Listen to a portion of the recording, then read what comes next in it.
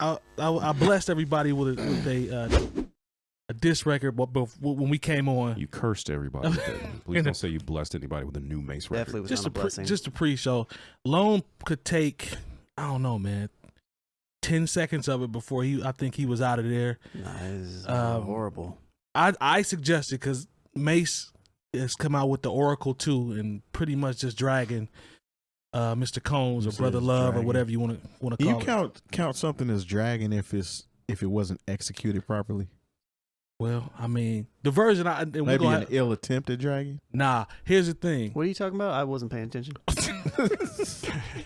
Wow. Talking about that wonderful diss track that you loved in our. No, I mean, what part of it are you talking about? The fact that he couldn't rhyme on beat or couldn't do the chorus? Oh, that was trash. The auto-tune version is trash. I'm with you there. Oh, you're talking about something else. Yeah, I'm talking about when he did. Sorry about that. When he did it live, the acapella version. Where was he doing this live, and who was there? Oh, y'all to care? saying Mase can't get booked for shows now? Is that what we doing? Where was he performing? I mean, I don't know. I don't know. Apparently, he can't go to the studio and get it recorded with a real engineer. Don't sound like it. Like, where was it where people were like, "Yeah, we're going to pay money to see Mase do not I the hits"? promise y'all, you can go online on YouTube. No, I'm not going to do that. Where was it? Mase is performing. I don't know. We'll say New York. Just throw that out there. Okay. He says, "DJ, nah, cut the beat off. I'm gonna do an acapella." So he stands in the middle of the stage and goes through all the bars. It's only like 5 minutes we saw. Yeah, it's a little too long. So somebody asked me. That's what I'm going to say when they ask me what the song's about. I'm going to say it's about 5 minutes too long. About 5 minutes too long. Okay. It's about Mase too long. Listen, man. At least we know he wasn't using the church's money to record. Not at yeah, all. clearly not. You know, I don't know where he recorded this. He recorded this in his house, in his crib, and probably in the bathroom or something. But either way, I saw the acapella version when he was stunting on stage cut through for me. I thought it was dope, and I know how y'all. Was dope. I did dope from what I heard, and This made a lot of comes from valid somebody points. that doesn't like Kanye West. Continue. Yeah, he was rapping way better. Well, not this Kanye. Yeah, he was rapping better than him. Now, the one that's different. Wow. All right. Say anything. Donda Ye can say anything. Now he can say anything. Okay. But I'm just saying, man, I thought it was dope when I saw the acapella version, and it just keeps bringing up the point that we always talk about with your boy Jay Moore. We talk about reading the contracts. We've been through all this before, but for some reason, all these artists continue to say the same things, and a lot of this stuff is still coming up. So we gonna say Mase didn't read his either, huh? Yeah, that's what. He didn't read his contract. Is that what it is? You know. So my man has no accountability at all, huh? It's just a whole bunch of bad readers. Look, I'm not trying to be funny, but like maybe he signed a bunch of people that can't read. Could be. Who knows? But this is the thing. Could be. And I know the music. Look, the music. Everyone. I don't know how people are still not understanding the music industry is dirty. Like, that's if true. you saw what happened, like, even if you just go back to the 80s, like, my first time ever reading about, how dirty the music industry is, what happened in New Edition, when they were like, this is how dirty the music industry is. That you can steal from children. Great guy. And people will be like, well, you should have read your contract. And how are people still not getting these lessons? Going for the okie doke. How are you still, after you find out that they were paying, NWA with watches and chains instead of money and cars? Yeah. Are you still, and we go back and we go another 10 years forward with Mase, and we're still supposed to feel sorry for these people because they say, hey, you can either, get this money down the road, or you can sell me your publishing for $100,000 in cash, and you take the $100,000. He made the decision. He also signed that contract back in like 95, 96. What are we even talking about? Yeah. Did y'all hit? Harlem World came out 25 years ago. Man. And then he left. Didn't he retire before? He left before his second album even dropped. And the second album was technically a flop, but it sold more copies than albums we're selling now. So he was still under contract when he decided to retire and be done with. But as soon as Bad Boy does a reunion tour, he's going out, you know what I'm saying, and then shaking his butt on stage. And when it was time to get some more money, he was like, oh, let me do this Welcome Back album. Come on, man. And you got to understand, you signed a contract, whether you renegotiate, and that's what happens with a lot of artists. They say, look, I sold this many records. I have a little bit of leverage here. Let me go ahead and renegotiate. But then when you when his first album sold like 5 million copies. Yeah. The second one went gold, but that's because he didn't promote it. I mean, it still sold like 100,000 copies in its first week, and that sounds like a lot now. But at that time, everybody was selling at least 100,000 copies. What's the record they used used for Bad Boys? That Mase wrote. They said Mase had his pen was a part of that because that's. I mean, he did a lot of writing. You talking about when Diddy produced the soundtrack for Bad Boys 2? I think that's what he's Mase was alluding. still gone then. But I don't know if that's what he's alluding to. But I say that to say in the record he talks about Diddy taking his publishing away and putting it in his son Justin's name. I don't. So that's a part of the contract too. But the thing is that was the name of Diddy's publishing company. Yeah. You know, like it's just like. But y'all think that's cool though to take it out of Mace's name and put it in his son's name? I mean, if that's Mase the made the contract you decision signed. to sign over his publishing for a lump sum of money. Okay, I'm just asking. Like, you know, if you're in the music industry, there are people you can ask before you do things at this point. I agree. And if you don't do that, and you look, and I understand a lot of these artists when they get into these situations, they're broke, or they're working a job and they don't work that job, and someone says, "Oh, you signed with so and so. I thought you had money," and people get under that pressure and they want to go to, Jacob at the time or whatever, get them a nice watch, get them a used premium vehicle so they can look like they're a star. If sometimes people just hold off on that for 6 months, then they would be straight. But instead, people are like, I'm going to sign away my publishing. And the thing is, they'll sign away forever. Like, there are options to where, like, I remember when initially, like, for a lump sum of money, Nelly sold his publishing on Country Grammar for like a year or two. Mm-hmm. But then he got it all back. Now, mind you, that year or two would have netted him a whole lot of money because that record sold 10 million records and was on the radio all the time. Yeah. But, someone around him had the wherewithal to say, okay, you'll get this lump sum of money for your publishing up front. I've never even heard that you can lease your publishing. I've never heard that before. That's why that was the first time I heard of that. But, it was. He leased it for how long? It was either a year or two, but then he was able to get it back. It's like a statute of limitations on some of that stuff, too. I believe it has to be renewed. I think with Ashanti, she's trying to re-record her music in order for her to get paid off the royalties because I guess that statute of limitation is over where she can record everything again and she gets the money off of the stuff now. There's a lot Was that Ashanti or was it Alicia Keys? That was Ashanti. I think it was Ashanti. But there's a lot of artists who are doing like all Salt and Pepper. This is nasty. They went in and re-recorded a lot of their hits, but they did it without Spinderella. That's tough. And then, like when they're a little older, like Alexander O'Neal re-recorded his stuff, and it doesn't sound anything like the original. Right. But that's a way where people are getting through these loopholes to go ahead and get their money from streaming game. I mean, that's smart. It's called performing rights. Yeah. Yeah. So that's what if you go on, Well, hold up. Are they just re-releasing it on streaming platforms or all of that? They were re-releasing it on streaming platforms. That's so like when you go look, that's not performing rights. Yes, that would make sense. Okay. So when you go to, I know this ram like the Jets, like or Cisco re-recorded the Thong song. They're able to take a larger share of the percentage if you listen to that particular version of the song. I'm not mad at that.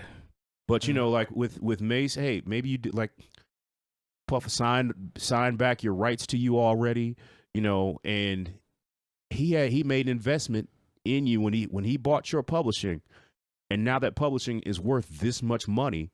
Why should you think that he should just give it back to you? Nah. Now the rights revert back to you. Work that way. Like for his first album, like with Dr. Let the Chronic, the whole thing with Snoop buying Death Row and who owns what, like. The Chronic gets reverted back to Dr. Dre this year because it's been 30 years. Harlem World is only 25. In 5 years, all the rights revert back to Mase. It's a long time, man. It's a long time, but it's like I said, you signed the paperwork. Nobody put a gun to your head. You could have asked questions. You didn't. And if I'm Puff Diddy, Brother Love, I'm not. If say his publishing is worth $5 million now, why would I give it to you or sell it back to you for $200,000, or give it to you for free? Yeah, that's bad business. A gift at that point. That's bad business. It's bad business. And the thing is, like I said, you were on my label for 3 years. You had one album that was out of here. The next one was a flop, and you bowed out early. I give it to him. You put out Welcome Back, machine. and people were just like, it still sold gold. He was the bad boy machine when he was there, as far as like hooks, and he carried the torch for a while when Big passed away, but he gracefully bowed out. So early. And like I said, no one talks about this, and I brought it up before. He gave him an 8-figure advance, and when he decided he wanted to go preach the word, Puff didn't ask for it back. Hey, he out of everybody, he had the best deal. Yeah.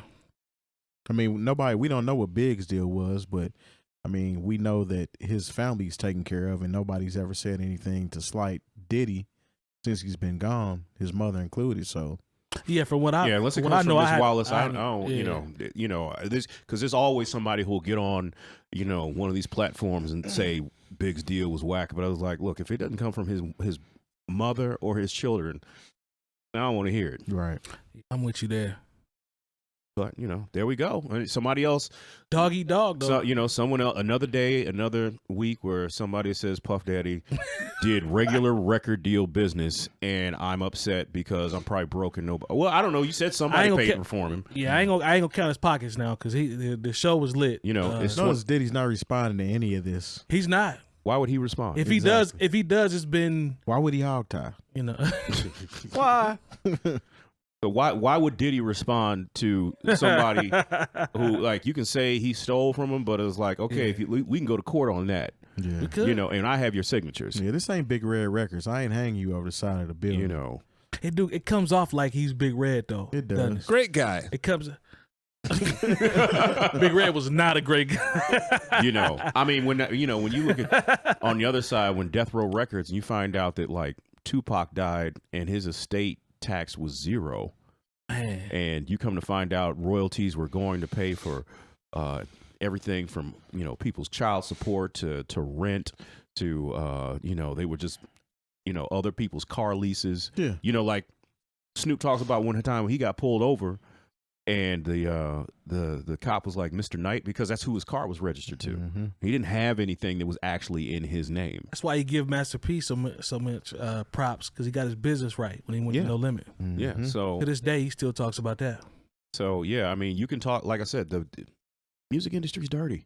It is a dirty business. No wonder I'm never surprised at anything I hear, as far as like someone saying I didn't get my just due. It was like, well, get in line with everybody else, and ask questions before you sign that paperwork. I mean, Diddy's a billionaire, right? Close. Nah, not quite. Close enough. Close enough to say we're all billionaires. Yeah, and this is not the last. It'll be it's going to be more. somebody else who can't make their child support payments. I don't want to hear about your contract that you signed back in the mid-90s. The mid-90s. And he had one record that was called The Oracle Part 1. I guess that was 4 or 5 years ago. When he was trying to do G-Unit stuff. Yeah. Goon it. Freddie P was up in this little diss song. This made his day when it came out. Oh yeah. Yeah, for the same Freddie, because we talked about this in the pre-show. I knew you was going because of course, since the algorithm is so nasty, we talk about Making the Band, and of course, all of a sudden, Making the Band shows up in my YouTube feed, and how many episodes you watch? I watched the one where they tried to bring Mysterious back. Okay. Where no, at least you telling the truth. Where they thought they weren't going to get their checks. Yeah, and everybody was going to leave. And the one where they picked a manager, and they could have picked from Blue, Outkast manager. They could have picked from Lou Pearlman. They dodged a bullet there. There's another cat who was like a big lawyer in New York who was also a manager, but they picked Phil Robinson. And if you know anything about the game, Phil Robinson is also Diddy's manager. Yeah. So you're going to pick the manager that is also the manager for your label head. I have a strange feeling. I have a feeling that. I don't feel like that was a pick. I feel like that was a. It probably was a pick. We're going to push this on you. You think it was a pick? I don't know. I watched the episode. They all seem to be on the same page. Like nobody said, oh, no, we should go with this guy. Strongly suggested. Yeah. Right? I mean, it probably was. I mean, they probably knew him. Yeah, I mean, that was part of point. it. They said they knew him because they had that daily interaction Got with comfortable him. with him. Yeah. But at the same time, fam, come on. Be careful, man. And make sure they do what they supposed to do. Right. Throw it. All right, man. Yeah, shout out to Mase. Shout out to Auto-Tune. Mason Bay. And shout out to all the people who are in a club somewhere listening to Mase. It wasn't a club.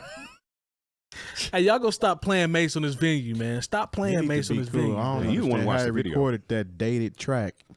in 2022. It's been a long time since I see. With the auto tune, not even tuned. Auto tune is terrible. Hey, And he's rapping ahead of the beat. Yeah, how do you have Why auto is he tune? rapping like a 13-year-old? Man, Cher had better auto tune than that. Yeah, in the early 2000s. Mm-hmm. I can't disagree with y'all about the song being whack. Yeah, Cher freaked that auto tune. Come on now. Yo, I'm with y'all on the actual recording of the record God, being it's trash. so I bad. can't argue with y'all on that. I'm just saying when he got on the stage in a sold out arena, you know what I'm talking about, and was up there. He should know better. He recorded that in his bathroom. I don't care. He should know better than put that out. How can you diss somebody with a recording like that? You can't. It's the biggest. Somebody of Diddy's caliber, like he. Yeah. Come on, you man. can't even diss gas station Jason. No. Yeah, you know. It sounds. If he had got Eli Porter, he should have got Eli Porter on there. He would have did better. That would have hit different. Yeah. Told you. The best, man. I'm the best. I'm the best. I keep it. Man. Cat on the grill. Roasted like ever. Shout out to the homie Eli Shout out Porter. to Rosie O'Donnell. He's not the homie. We don't know him. I mean, I wish I could meet him. You met him. I'm jealous. Didn't y'all see him at South by? Look. Or y'all walked by him. I'm sorry. You didn't. Walking by somebody doesn't mean he's the homie. Oh, I thought y'all talked to him. It doesn't work that way. That still doesn't make him the homie. That's like Well, on I the talked to a internet, lot of everybody people. call everybody bro. That's And fam. That That's the Good equivalent of what you're doing. that good job on that one, Terry, because grinds my gears on that one. Hey, fam. Touche. You know what grinds Touche. my gears? I'll tell you what grinds my gears. Touche. Lots of teased.